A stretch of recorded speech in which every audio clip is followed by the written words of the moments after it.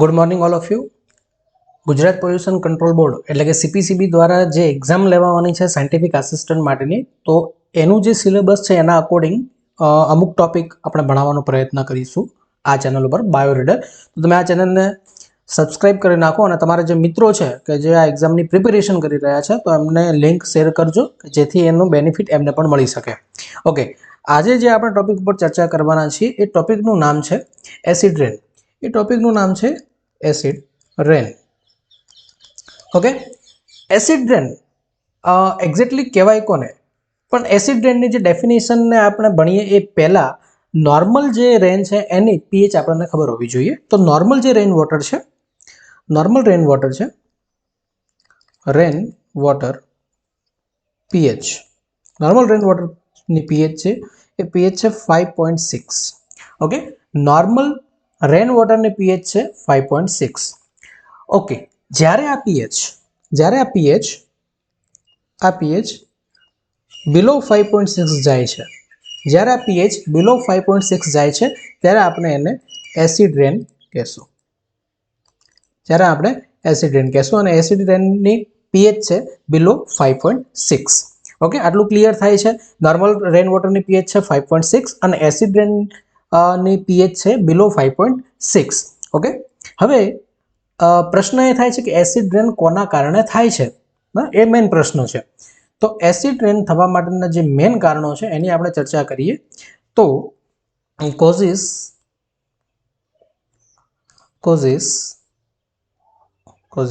Of acid rain. Okay, તો acid રેન થવા માટેના રીઝન્સ જોઈ લઈએ આપણે. તો એમાં પહેલું આવશે SO2 અને બીજું આવશે NOx. આ બે એસિડિક ઓક્સાઇડ છે કે જેના કારણે એસિડ રેન થાય છે. ઓકે, હવે આપણને પ્રશ્ન એમ થાય છે કે SO2 છે તો એ આવે છે ક્યાંથી? તો SO2 ખાસ કરીને જે ફોસિલ ફ્યુલ છે, ફોસિલ ફ્યુલના કમ્બુશનના કારણે આવે છે. બીજું થર્મલ પાવર પ્લાન્ટમાંથી આવે છે.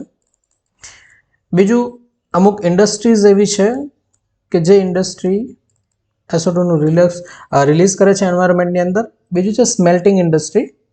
સ્મેલ્ટિંગ ઇન્ડસ્ટ્રી એટલે કે કાચી ધાતુના જે પથ્થર ને બધું હોય છે એને બહુ ઊંચા તાપમાને ગરમ કરીને એમાંથી અશુદ્ધિઓ દૂર કરીને જે શુદ્ધ ધાતુ મેળવતી અમુક કંપની હોય છે જેને સ્મેલ્ટિંગ કહેવાય છે.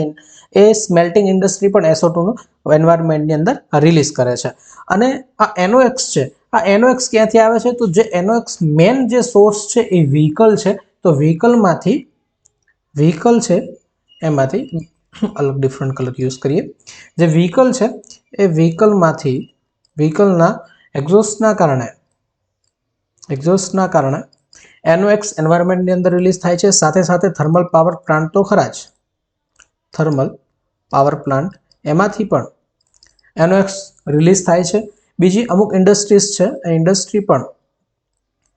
ઇન્ડસ્ટ્રી પણ NOx રિલીઝ કરે છે. ઓકે, પરંતુ આ એન્વાયરમેન્ટની અંદર SO2 અને NOx રિલીઝ તો થાય છે પણ એક્ઝેક્ટલી શું એવી પ્રોસેસ થાય છે, બરાબર છે, કે જેના કારણે એસિડ રેન થાય છે? તો પ્રોસેસની વાત કરું તો SO2 છે, તો આ SO2 એન્વાયરમેન્ટમાં રહેલા ઓક્સિજન સાથે રિએક્શન કરીને SO3 બનાવશે. ઓકે, હવે આ SO3 છે એ એન્વાયરમેન્ટમાં રહેલા H2O સાથે રિએક્શન કરીને H2SO4 બનાવશે. ઓકે, હવે NOx છે તો NOx શું કરશે? NOx છે તો એનો એટમોસ્ફિયરમાં રહેલા ઓક્સિજન સાથે રિએક્શન કરીને NO3 બનાવશે. ઓકે, હવે આ NO3 છે, સોરી માફ કરજો, NO3 નહીં, NO2 બનાવશે.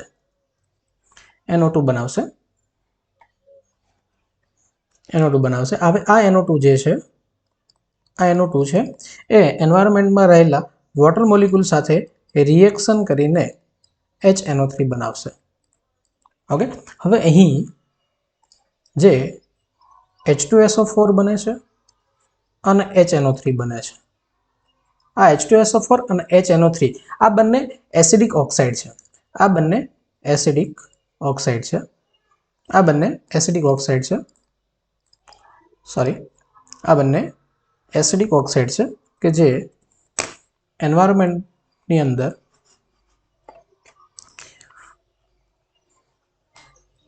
આ બંને એસિડિક ઓક્સાઇડ છે. ઓકે, નીચે લઈ લઈએ આપણે. ઓકે, અહીં જે H2SO4 અને HNO3 છે આ બંને એસિડિક ઓક્સાઇડ છે, એસિડિક ઓક્સાઇડ છે કે જે એસિડ રેનનું મુખ્ય રીઝન છે. આ બંનેના કારણે H2SO4 અને HNO3 ના કારણે મોસ્ટ ઓફ એસિડ રેન થતું હોય છે. ઓકે, હવે આપણે જોઈએ એક્ઝેક્ટ રેન્જ.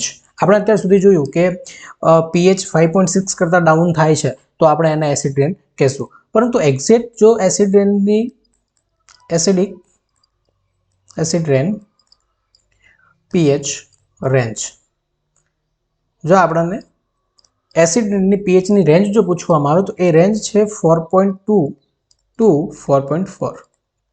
ખાસ ધ્યાન આપજો, જો MCQ ની અંદર આપણને એવું પૂછાય છે કે એસિડ રેનની pH નીચે આપેલા પૈકી કઈ છે અને જો ઓપ્શનની અંદર 4.2 ટુ 4.4 હોય તો એ સાચું છે, અને જો 4.2 ટુ 4.4 નથી આપેલું પણ બિલો 5.6 આપેલું છે, બિલો 5.6 તો એ સાચું થશે. બંને સાથે કોઈ દિવસ નહીં આપેલા હોય, બરાબર છે, અલગ અલગ જ આપેલા હશે, પણ આ બંને જે pH રેન્જ છે બંને સાચી છે. ઓકે, હવે આગળ જઈએ કે એન્વાયરમેન્ટની અંદર શું ઇફેક્ટ થાય છે. ઇફેક્ટ ઓફ એસિડ રેન. ખાસ ધ્યાન આપજો, ઇફેક્ટ ઓફ એસિડ રેન આપણે જોવાની છે કે એન્વાયરમેન્ટની અંદર શું ઇફેક્ટ આપણને જોવા મળે છે એ આપણે જોવાની છે. તો ઇફેક્ટની અંદર જે પહેલી ઇફેક્ટ જે થાય છે એની અંદર સોઇલ, પહેલી જે ઇફેક્ટ છે એ છે સોઇલ એસિડિફિકેશન. સોઇલ એસિડિફિકેશનમાં એક્ઝેક્ટલી થાય છે શું? તો સોઇલ એસિડિફિકેશનમાં કેવું થશે કે જે ઇસેન્શિયલ એલિમેન્ટ છે જેવા કે Ca+2, Mg+2, K+, આ જે ઇસેન્શિયલ એલિમેન્ટ છે, આવા જે ઇસેન્શિયલ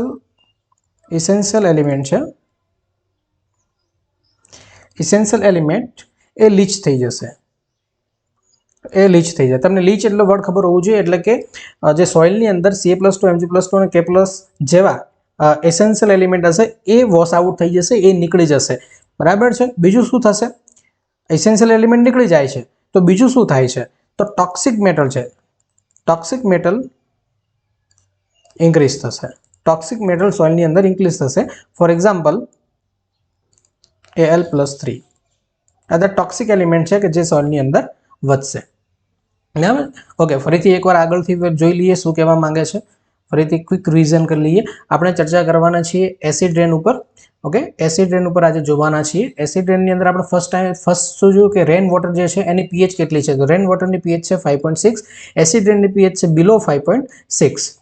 ઓકે, એ જોયા પછી આપણે જોયું કે એસિડ રેન થવાના રીઝન્સ શું છે. તો એસિડ રેન થવા માટેના રીઝન્સની અંદર આપણે SO2 જોયું અને NOx, આ બે ઓક્સાઇડ છે કે જેના કારણે એસિડ રેન થાય છે. તો SO2 છે એ ફોસિલ ફ્યુલમાંથી આપણને મળે છે, બરાબર છે. થર્મલ પાવર પ્લાન્ટમાંથી પણ આપણને મળે છે. સ્મેલ્ટિંગ ઇન્ડસ્ટ્રી છે, બીજું કોઈ પણ ઇન્ડસ્ટ્રી છે જેની અંદરથી SO2 રિલીઝ થાય છે. હવે SO2 ઓક્સિજન અને વોટર સાથે રિએક્શન કરીને H2SO4 બનાવે છે. ઓકે, અને જે NOx છે એ NOx ક્યાંથી મળે છે? તો વ્હીકલ એક્ઝોસ્ટના કારણે ખાસ કરીને મળતું હોય છે. થર્મલ પાવર પ્લાન્ટમાંથી પણ મળે છે, ઇન્ડસ્ટ્રીમાંથી પણ મળે છે. અને આ જે NO છે એ ઓક્સિજન અને વોટર મોલિક્યુલ સાથે રિએક્શન કરીને HNO3 બનાવે છે. અને ખાસ એક પોઈન્ટ અહીંયા ઇમ્પોર્ટન્ટ છે. હવે જ તમને એક્ઝામની અંદર એવું પૂછી લે કે SO2 નું મેઇન સોર્સ કયું છે, તો તમારા આન્સર આપવાનો થર્મલ પાવર પ્લાન્ટ. ઓકે, અને NOx નું મેઇન સોર્સ કયું છે? તો આન્સર આવશે વ્હીકલ એક્ઝોસ્ટના કારણે એન્વાયરમેન્ટની અંદર NOx વધારે અમાઉન્ટમાં એડ થાય છે. ઓકે, હવે આપણે H2SO4 અને HNO3 આ એસિડિક ઓક્સાઇડ છે કે જેના કારણે આ બંને એસિડિક ઓક્સાઇડ છે કે જે એસિડ રેન કરાવે છે.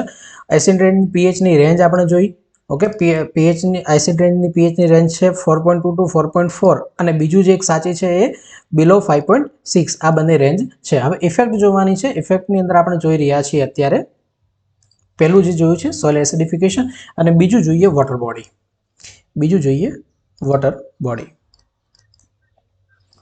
વોટર બોડી માફ કરજો. ઓકે, વોટર બોડી જોવાના છે. હવે વોટર બોડીમાં શું થાય છે જો ખાસ ધ્યાન આપજો. વોટર બોડીની અંદર જે અમુક લેક છે, સ્ટ્રીમ છે, તો એની જે પીએચ છે ઓછી થશે. બરાબર છે, પીએચ ડિક્રીઝ થાય છે. બરાબર, decrease pH of stream, lake and lake. Okay, આની પીએચ ઓછી થશે. ઓકે, અને એના કારણે શું થાય છે તો જે એક્વેટિક ઓર્ગેનિઝમ છે, એક્વેટિક ઓર્ગેનિઝમને ડેમેજ થશે. ઓકે, એક્વેટિક ઓર્ગેનિઝમ ડેમેજ થાય છે. અને જે મેન જે ઇમ્પોર્ટન્ટ પોઈન્ટ છે એ ઇમ્પોર્ટન્ટ પોઈન્ટ એ છે કે બિલો પીએચ 5 કોઈક લેક છે, સ્ટ્રીમ છે, એટલે કે કોઈ ઝરણું છે અને એની જો પીએચ બિલો 5 થાય છે તો એના કારણે શું થશે તો જે ફિશ એગ્સ છે એ ડાય થઈ જશે. બરાબર, ખાસ ધ્યાન રાખવાનું છે. વોટર બોડીની અંદર પહેલું તો એસિડિક રેનના કારણે જે સ્ટ્રીમ અને લેક છે એની પીએચ ડાઉન થાય છે, એક્વેટિક ઓર્ગેનિઝમને બહુ ડેમેજ થાય છે અને પીએચ જો 5 કરતાં ઓછી થશે તો ફિશ જે એગ છે એ ડાય થઈ જશે. બરાબર, તો આવી બધી ઇફેક્ટો આપણને ખાસ કરીને જોવા મળે છે.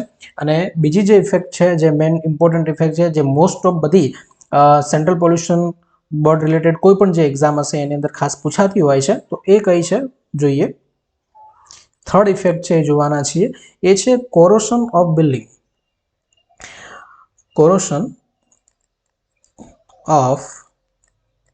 બિલ્ડિંગ. બરાબર છે, એન્ડ મોન્યુમેન્ટ્સ. બરાબર છે, આપણી જે ધરોહર વિરાસત છે એને બહુ બધું નુકસાન થાય છે. એને આપણે આજે સ્ટડી કરવાના છીએ. ઓકે, તો એમાં શું ઇફેક્ટ થાય છે જોઈએ. તો આ જે એસિડ રેન છે, એસિડ રેન એની અંદર શું હશે આપણને ખબર છે કે H2SO4 પ્લસ HNO3 હશે. બરાબર, આ એસિડ રેન CaCO3 સાથે રિએક્શન કરે છે. બરાબર છે, જ્યારે રિએક્શન કરશે તો શું થશે એનું કોરોશન થશે. બરાબર છે, શું થશે એનું કોરોશન થાય, ઇરોશન થશે. બરાબર છે, ઇરોઝન થશે.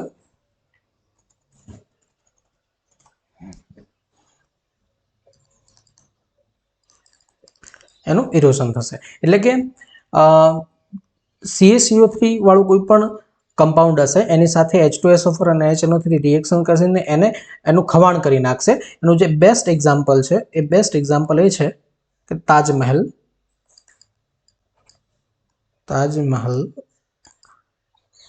ડિગ્રેડેશન.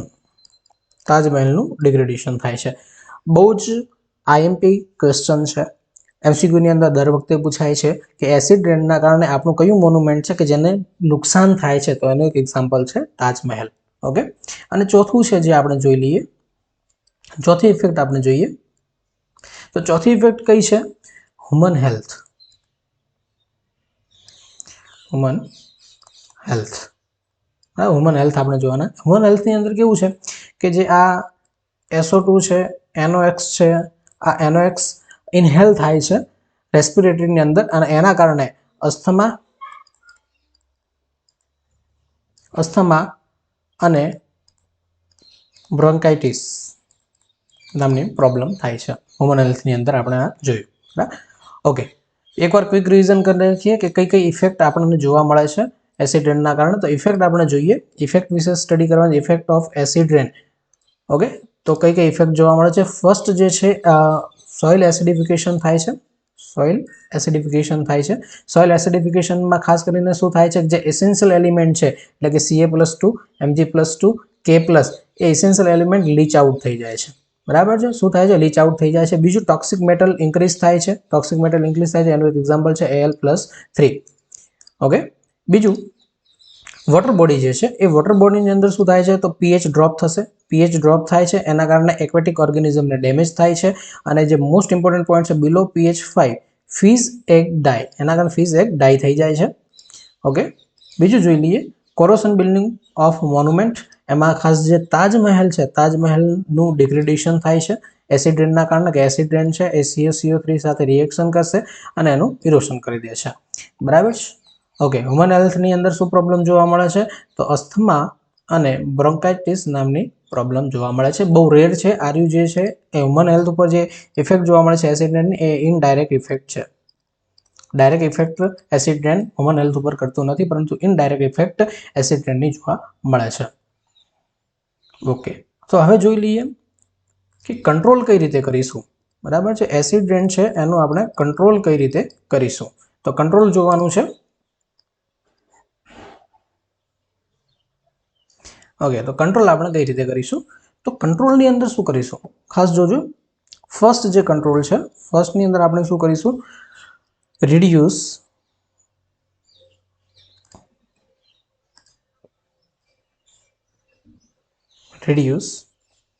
emission. એમિશન જે થાય છે એ આપણે રિડ્યુસ કરીશું, એટલે કે લો યુઝ ઓફ સલ્ફર. બરાબર, એટલે કે સલ્ફરનો આપણે ઓછામાં ઓછો યુઝ કરીશું. ઓકે. ચલો ભાઈ, અમે તો સલ્ફરનો ઓછામાં ઓછો યુઝ કરીશું, પરંતુ આ ઇન્ડસ્ટ્રી જે છે, થર્મલ પાવર પ્લાન્ટ છે, જેની અંદર સૌથી વધારે SO2 રિલીઝ થાય છે, તો એને આપણે કઈ રીતે ઓછું કરી શકીએ, તો ખાસ ઇમ્પોર્ટન્ટ પોઈન્ટ છે, ધ્યાન આપજો, FGD. આ ખાસ પોઈન્ટ યાદ રાખો, FGD. આનો મતલબ શું થાય છે? F નો મતલબ છે ફ્લુ, S નો મતલબ છે ગેસ, ફ્લુ ગેસ, ડિસલ્ફ્યુરાઇઝેશન, D નો મતલબ છે ડિસલ્ફ્યુરાઇઝેશન, ડિસલ્ફ્યુરાઇઝેશન. ખાસ યાદ રાખજો, FGD, ફ્લુ ગેસ, ડિસલ્ફ્યુરાઇઝેશન. આ શું કરે છે? આર્યુ જે છે ને એક લાઇમસ્ટોન સ્ક્રબર છે. શું છે? લાઇમસ્ટોન સ્ક્રબર છે. લાઇમસ્ટોન સ્ક્રબર છે. લાઇમસ્ટોન સ્ક્રબર છે કે જે થર્મલ પાવર પ્લાન્ટમાંથી SO2 નીકળે છે, તો એ SO2 FGD સાથે, એટલે કે લાઇમસ્ટોન સાથે રિએક્શન કરે છે અને પછી બધો શું કહેવાય રિલીઝ કરવામાં આવે છે ગેસ. બરાબર છે. ક્યાં હોય છે FGD? થર્મલ પાવર પ્લાન્ટની અંદર ઇમ્પ્લિમેન્ટેશન કરવામાં આવે છે. ઓકે, FGD નું. બીજું કેટાલાઇટિક કન્વર્ટર. કેટાલાઇટિક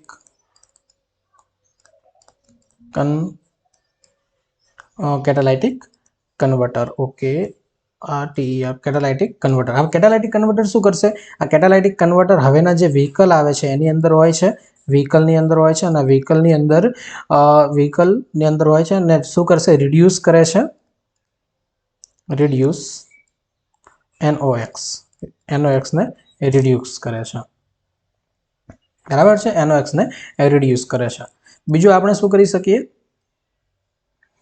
બીજો જે પોઈન્ટ છે એવું કહે છે, સેકન્ડ પોઈન્ટની અંદર આપણે શું કરી શકશું? શિફ્ટ કરી શકીએ. આપણે કઈ બાજુ શિફ્ટ કરી શકીએ છીએ? Shift to renewable energy. Renewable energy તરફ આપણે સ્વિચ કરી શકીએ છીએ, એટલે કે આપણે સોલાર યુઝ કરી શકીએ. Okay. Hydrolytic power plant use કરી શકીએ. હાઇડ્રોલાઇટિક પાવર પ્લાન્ટ વધારે પડતો યુઝ કરી શકીએ છીએ. બીજું વિન્ડ એનર્જી યુઝ કરી શકીએ.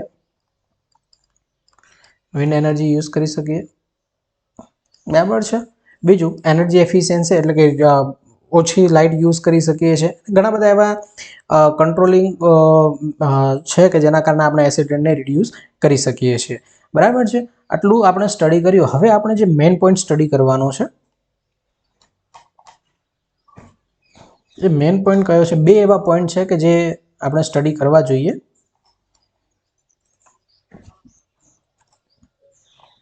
બરાબર છે. એ બે મેઇન પોઈન્ટ કયા છે. કન્વેન્શન તો હજી જોવાના જ છે, પરંતુ બે જે એવા પોઈન્ટ અગત્યના છે કે જેના ઉપર ક્વેશ્ચન પૂછાઈ શકે છે. તો એક સાયન્ટિસ્ટ છે, એનું નામ છે Robert Angus Smith. Okay, Robert Angus સ્મિથે ફર્સ્ટ ટાઈમ એસિડ રેન ફળ ફર્સ્ટ ટાઈમ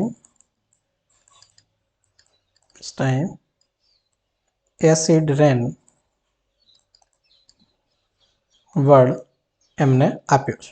બરાબર, first time acid rain word એમને આપ્યો છે. બીજું, ઇન ઇન્ડિયા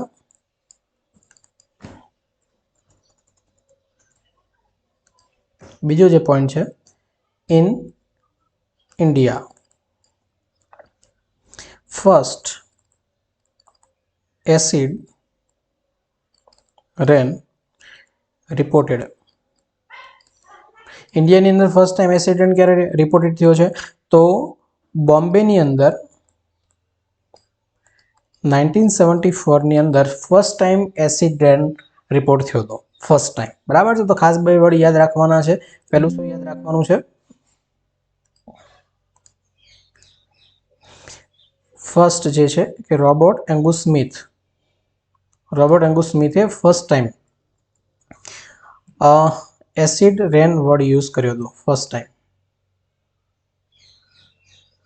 क्यों ऐसा होता है? बराबर.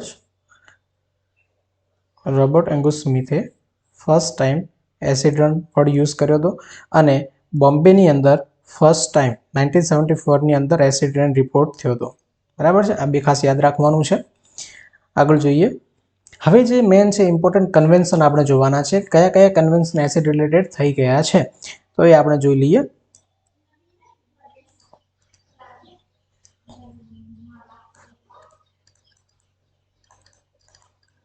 કયા કયા કન્વેન્શન્સ એસિડ રેન રિલેટેડ થઈ ગયા છે તો એ જોવાના છે. તો એની અંદર આપણે ખાસ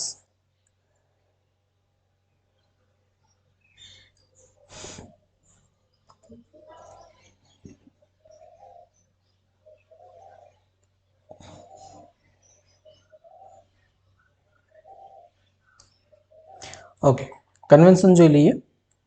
ઓકે, કન્વેન્શન જોઈએ એ પહેલા એકવાર અગાઉનું ફરીથી એકવાર રિવિઝન કરી નાખીએ કંટ્રોલથી. ઓકે, કંટ્રોલ જોઈએ તો કઈ રીતે આપણે કંટ્રોલ કરી નાખીએ. તો ફર્સ્ટ એમિશનને આપણે રિડ્યુસ કરીશું. એની અંદર ખાસ એક યાદ રાખવાનું છે એફજીડી અને બીજું યાદ રાખવાનું છે કેટાલાઇટિક કન્વર્ટર. બરાબર, આ બે ખાસ યાદ રાખવાના છે. એફજીડી ક્યાં હોય છે તો થર્મલ પાવર પ્લાન્ટની અંદર જોવા મળશે. બરાબર છે.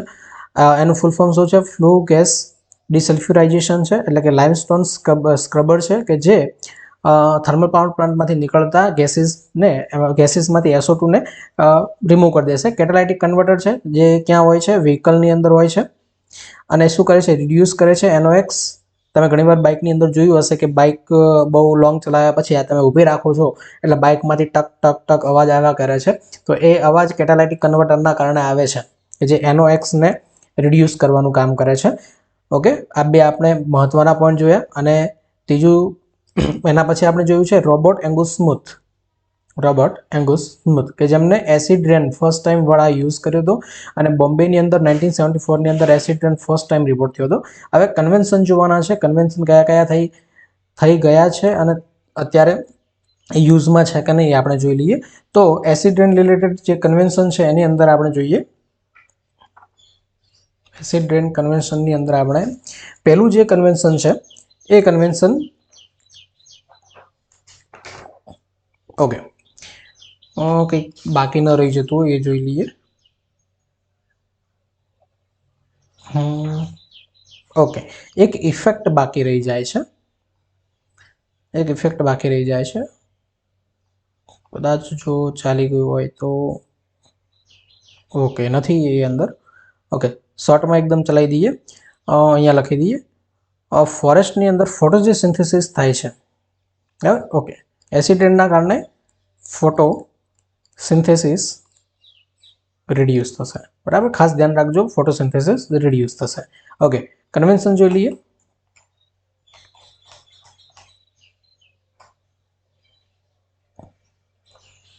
ઓકે, કન્વેન્શનની અંદર જે પહેલું કન્વેન્શન છે એનું નામ છે ULRTAP. આ એક કન્વેન્શન છે ULRTAP. આ ખાસ યાદ હોવું જોઈએ. ULRTAP આનું ફૂલ ફોર્મ શું છે? યુ ઉપરથી આવશે, સોરી યુ નહીં આવે, સી આવશે. CLRTAP અહીંયા આવશે, સી આવશે. CLRTAP. સી નો મતલબ થાય છે કન્વેન્શન.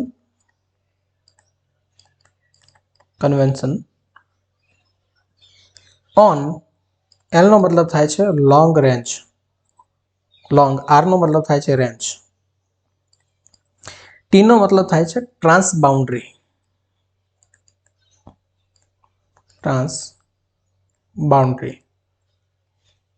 ટી નો મતલબ થાય છે ટ્રાન્સ બાઉન્ડ્રી. એ નો મતલબ થાય છે એર અને પી નો મતલબ થાય છે પોલ્યુશન. બરાબર, ટી નો મતલબ થાય છે પોલ્યુશન. ઓકે, તો CLRTAP નું ફૂલ ફોર્મ શું છે? તો ખાસ યાદ રાખવાનું કે સી નો મતલબ થાય છે કન્વેન્શન, બરાબર છે. એલ નો મતલબ થાય છે લોંગ રેન્જ, આર નો મતલબ છે રેન્જ, એલ નો મતલબ છે લોંગ, આર નો મતલબ છે રેન્જ, ટી નો મતલબ છે ટ્રાન્સ બાઉન્ડ્રી અને એ નો મતલબ થાય છે એર અને પી નો મતલબ થાય છે પોલ્યુશન. એટલે CLRTAP નું આ ફૂલ ફોર્મ છે, બરાબર છે. ખાસ યાદ રાખવાનું છે.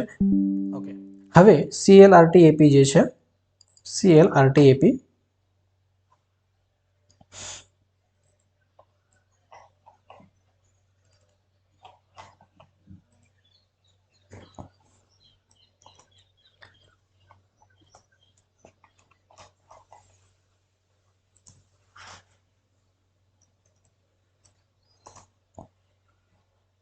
ઓકે, CLRTAP જે છે એ ક્યાં આવેલું છે? એનું જે હેડક્વાર્ટર છે ક્યાં આવેલું છે? તો એનું હેડક્વાર્ટર જીનીવા સ્વિટ્ઝરલેન્ડની અંદર આવેલું છે. સ્વિટ્ઝરલેન્ડની અંદર આ હેડક્વાર્ટર આવેલું છે. પરંતુ આની અંદર CLRTAP ની અંદર ઇન્ડિયા ઇઝ નોટ મેમ્બર. આ જે CLRTAP જે કન્વેન્શન છે એની અંદર ઇન્ડિયા મેમ્બર નથી. ઓકે, કામ શું છે? સિમ્પલ. શું કામ કરતું હશે? એસિડ રિલેટેડ છે તો રિડ્યુસ કરતું હશે SO2 એન્ડ NOx જે છે એના એમિશનને રિડ્યુસ કરે છે. શું કરે છે? એના એમિશનને રિડ્યુસ કરે છે. ઓકે, બીજું જોઈએ. બીજું જે કન્વેન્શન છે એ જોઈ લઈએ. એ જે છે એ ગોથનબર્ગ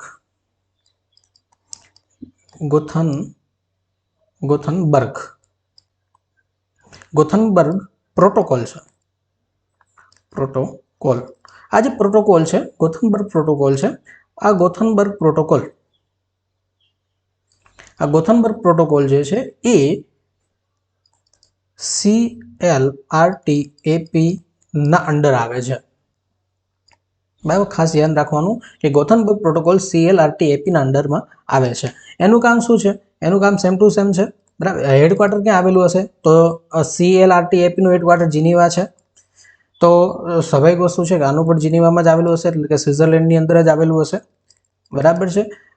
બીજું કામ શું છે? તો સિમ્પલ છે, SO2 NOx અને સાથે સાથે NH3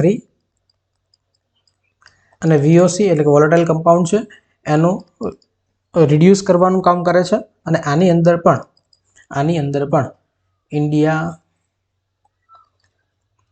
India is not member. આની અંદર પણ ઇન્ડિયા મેમ્બર નથી. Okay, MER. Okay, India member નથી. પછી જે બીજું એક એગ્રીમેન્ટ થયું છે એનું નામ છે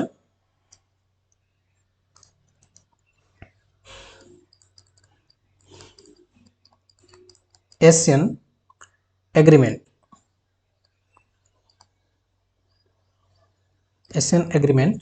ઓન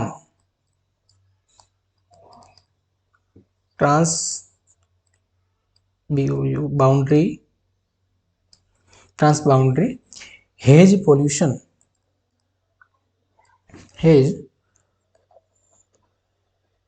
પોલ્યુશન્સ.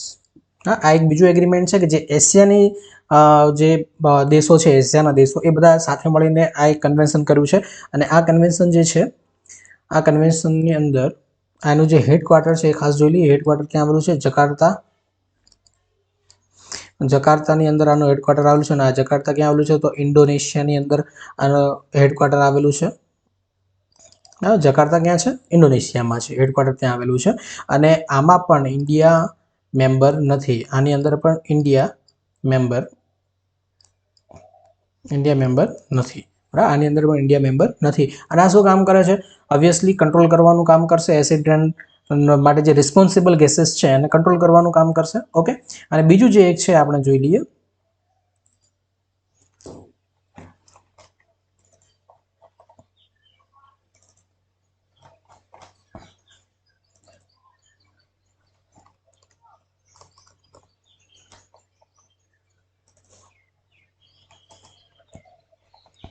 બીજું જે છે એનું નામ ખાસ યાદ રાખવાનું છે. એનું શોર્ટ ફોર્મ છે UNFCCC, એટલે કે ટ્રિપલ સી. ખાસ યાદ રાખશું આપણે. Okay, UNFCCC. હવે આનું ફૂલ ફોર્મ શું થાય છે? તો યુ નો મતલબ થાય છે યુનાઇટેડ. એન નો મતલબ થાય છે નેશનલ. નેશનલ નહીં, નેશન્સ. United Nations.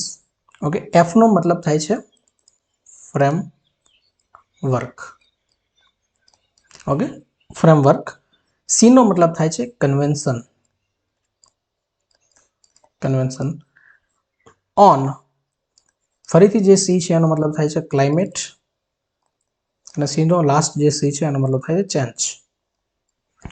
ઓકે, તો આપણને આનું ફૂલ ફોર્મ યાદ રહેશે યુએનએફસીસી નું, કે UNFCCC. આનો મતલબ થાય છે United Nations framework convention on climate change, કે જેનું હેડક્વાર્ટર છે એ બોન, જર્મનીની અંદર આવેલું છે.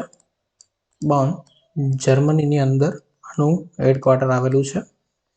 ઓકે, અને આની અંદર ઇન્ડિયા પાર્ટ છે. પહેલા તો કામ શું કરે છે એ જોઈ લઈએ. તો SO2 રિડક્શન કરવાનું કામ કરશે. SO2 અને NOx નું જે એમિશન થાય છે એ એમિશનને રિડ્યુસ કરવાનું કામ કરે છે. બરાબર છે. બીજું, અને હા, ખાસ ધ્યાન રાખશું કે આ જે છે એ ઇનડાયરેક્ટલી હેલ્પ કરે છે. Indirectly reduce SO2 and NOx emission. Okay, અને જે ઇન્ડિયા આમાં India is a member. India આની અંદર મેમ્બર છે. ખાસ ધ્યાન રાખીશું. અને ઇન્ડિયા કઈ રીતે કામ કરે છે? તો આપણો જે નેશનલ ક્લીન એર પ્રોગ્રામ છે એના બેઝ ઉપર ઇન્ડિયા કામ કરે છે. એ આપણે હજી હમણાં કંઈ ખાસ જોવાનું નથી. બરાબર છે. તો આ આપણે જોઈ લીધા બધા કન્વેન્શન, કે કન્વેન્શન શું કામ કરે છે, એના હેડક્વાર્ટર ક્યાં આવેલા છે. ફરીથી એક ક્વિક રિવિઝન કરી નાખીએ કન્વેન્શનનું. જોઈ લઈએ કન્વેન્શન શું કહેવા માંગે છે. તો જે ફર્સ્ટ કન્વેન્શન આપણે જોયું CLRTAP, એનું ફૂલ ફોર્મ આપણને ખબર હોવું જોઈએ કે convention on long range transboundary air pollution. આનું ફૂલ ફોર્મ છે. હેડક્વાર્ટર ક્યાં આવેલું છે? તો આ હેડક્વાર્ટર જે છે એ જીનીવા, સ્વિટ્ઝરલેન્ડની અંદર આવેલું છે. ઇન્ડિયા આની અંદર મેમ્બર નથી. આ ખાસ ધ્યાન રાખજો. અને શું કરે છે? SO2 અને NOx નું રિડક્શન કરવાનું કામ કરે છે. બીજું ગોથનબર્ગ પ્રોટોકોલ છે. ગોથનબર્ગ પ્રોટોકોલ જે છે, આ જે ગોથનબર્ગ પ્રોટોકોલ છે એ CLRTAP ના અંડર જ આવે છે. બરાબર, એનું કામ શું છે? SO2, NOx, NH3 અને VOC આને રિડ્યુસ કરવાનું કામ કરે છે. અને આની અંદર પણ ઇન્ડિયા મેમ્બર નથી. એ ખાસ ધ્યાન રાખવાનું છે. બીજું જે છે કે જે એશિયાની કન્ટ્રી ભેગી થઈને એક કન્વેન્શન બનાવ્યું છે. એ કન્વેન્શન શું કહે છે? કે Asian agreement on transboundary haze pollution. અને આનું કામ શું છે? એ પણ SO2 અને NOx ને રિડ્યુસ કરવાનું કામ કરે છે. આનું જે હેડક્વાર્ટર છે જકાર્તા, ઇન્ડોનેશિયાની અંદર આવેલું છે. અને ઇન્ડિયા આની અંદર મેમ્બર નથી. આ ખાસ એક ધ્યાન રાખવાનું છે, ઇન્ડિયાની અંદર મેમ્બર નથી. બીજું જોઈ લઈએ UNFCCC. જે મોસ્ટ IMP જે છે એનું ફૂલ ફોર્મ થાય છે United Nations framework convention on climate change. આનું ફૂલ ફોર્મ છે, આનું હેડક્વાર્ટર બોન જર્મનીની અંદર આવેલું છે અને ઇનડાયરેક્ટલી હેલ્પ કરે છે CO2 અને NOx ના એમિશનને રિડ્યુસ કરવા માટેનું કામ કરે છે અને આની અંદર ઇન્ડિયા મેમ્બર છે. આ ખાસ ધ્યાન રાખવાનું છે. હવે ટાર્ગેટ જોઈ લઈએ, કયા કયા એવા ટાર્ગેટ છે કે આ કન્વેન્શન થ્રુ આપેલા છે. એક આપણે ટાર્ગેટ એકવાર જોઈ લઈએ.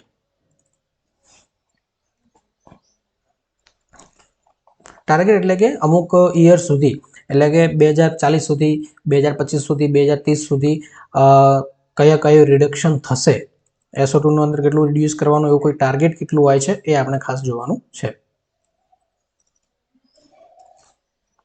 ઓકે, તો ટાર્ગેટ આપણે જોઈ લઈએ.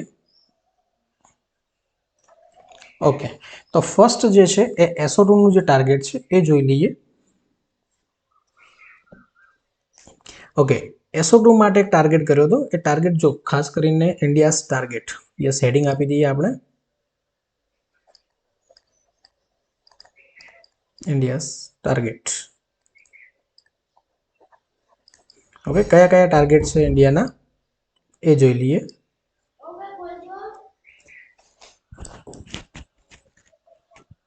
One minute.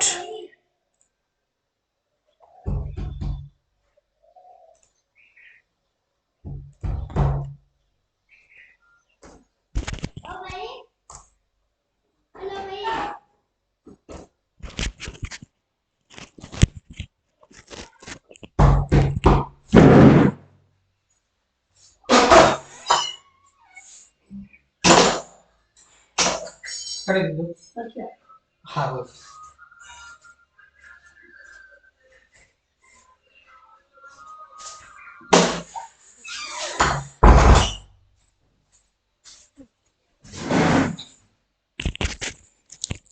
સોરી.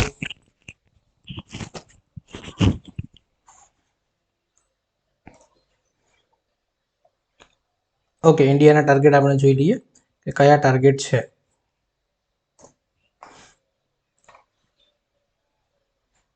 રેકોર્ડિંગ ચાલુ છે કે નહીં?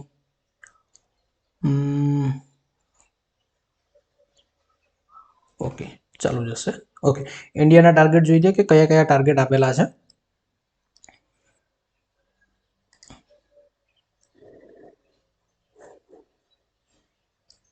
ઓકે,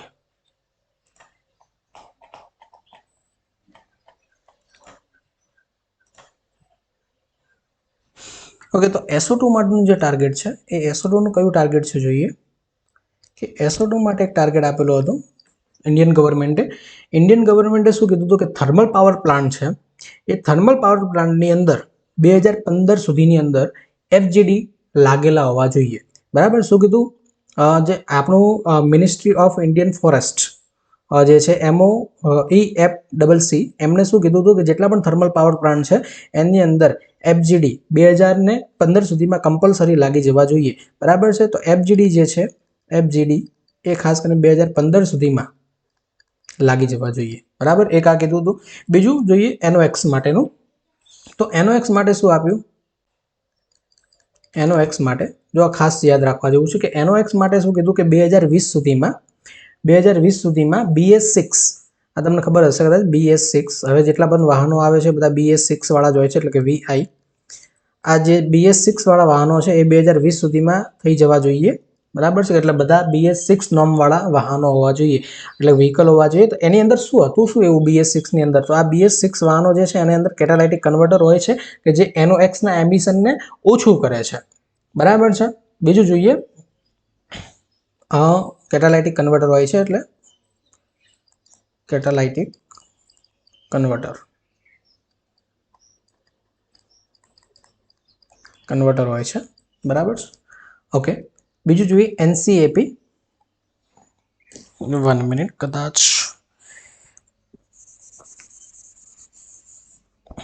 બીજું જોઈ લઈએ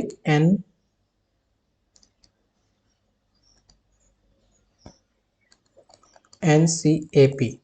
ઓકે, NCAP એટલે કે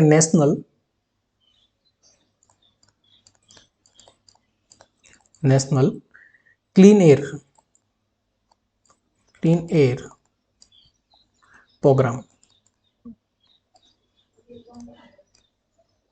એનસીએપી જે છે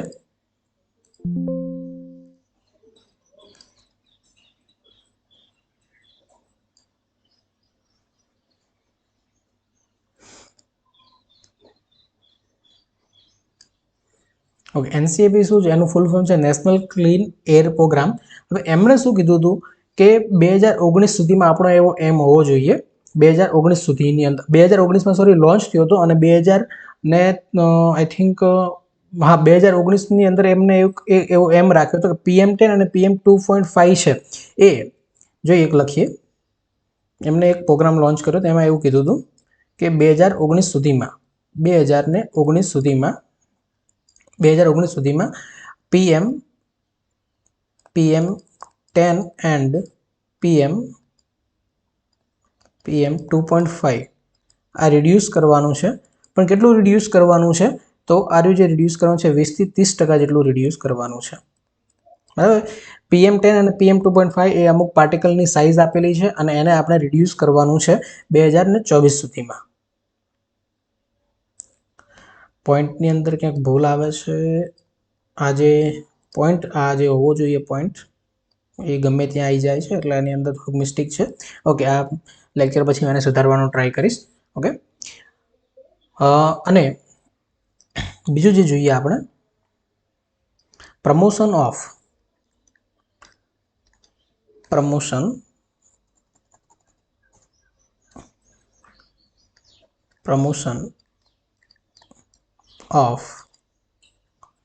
renewable energy. Promotion of renewable energy. હવે એની અંદર શું કહે છે કે આપણે ઇન્ડિયાની અંદર એક ટાર્ગેટ આપ્યો છે કે 2030 સુધીમાં 500 ગીગાવોટ જેટલી એનર્જી રિન્યુએબલ સોર્સમાંથી આપણને પ્રોડ્યુસ કરવાની છે. આવો એક ટાર્ગેટ આપેલો છે. બરાબર છે. તો ટાર્ગેટ ફરીથી એકવાર જોઈ લઈએ, કયા કયા ટાર્ગેટ આપેલા છે વ્યવસ્થિત જોઈ લઈએ. India's target. ઓકે, ઇન્ડિયાઝ ટાર્ગેટની અંદર આપણે પહેલું જે ટાર્ગેટ છે એ જોવાનું છે કે SO2 જે છે, SO2 નું એમિશન ઓછું થાય એના માટે 2015 સુધીમાં કમ્પલસરી FGD એટલે ફ્લુ ગેસ ડિસલ્ફ્યુરાઇઝેશન છે એ લાગી જવા જોઈએ દરેક થર્મલ પાવર પ્લાન્ટની અંદર. અને જે NOx છે એનું એમિશન ઓછું કરવા માટે, BS6 વ્હીકલ 2020 સુધી કમ્પલસરી થઈ જવા જોઈએ. આવા બે ઇન્ડિયાના ટાર્ગેટ આપવામાં આવે. ઓકે, ત્રીજું ટાર્ગેટ શું હતું? National clean air programme. National clean air programme NCAP નું ફૂલ ફોર્મ છે નેશનલ ક્લીન એર પ્રોગ્રામ, એનું ફૂલ ફોર્મ છે. હવે એની અંદર શું કીધું, આ પ્રોગ્રામની અંદર 2019ની અંદર આ પ્રોગ્રામ લોન્ચ થયો હતો અને એની અંદર એવું કહેવામાં આવ્યું કે PM10 અને PM2.5 પાર્ટિકલ છે એનું આપણે 21 થી 30% જેટલું રિડક્શન કરવાનું છે 2024 સુધીમાં. આવું એક ટાર્ગેટ આપવામાં આવ્યું હતું અને એ ટાર્ગેટ મોસ્ટ ઓફ અચીવ થઈ ગયો છે. હવે પ્રમોશન ઓફ રિન્યુએબલ એનર્જી, બીજો એક ટાર્ગેટ હતો પ્રમોશન ઓફ રિન્યુએબલ એનર્જી. એમાં શું કહેવામાં આવ્યું કે 500 ગીગાવોટ જેટલી એનર્જી રિન્યુએબલ સોર્સમાંથી પ્રોડ્યુસ કરવાની છે 2030 સુધીમાં. આવા અલગ અલગ ટાર્ગેટ આપણને આપવામાં આવ્યા છે. તો આપણે અહીં એસિડ રેન કમ્પ્લીટ કર્યું છે અને એસિડ રેન રિલેટેડ જે પણ MCQ હશે એ આપણે પાછળથી એનો વિડીયો બનાવીશ અને અહીંયા મૂકીશ. તો ફરીથી એકવાર તમારા મિત્રોને કહેજો કે બાયોરીડર નામની ચેનલ છે એને સબસ્ક્રાઇબ કરે અને શેર કરે કે જેથી એમને આ લાભ મળી શકે. Thank you very much.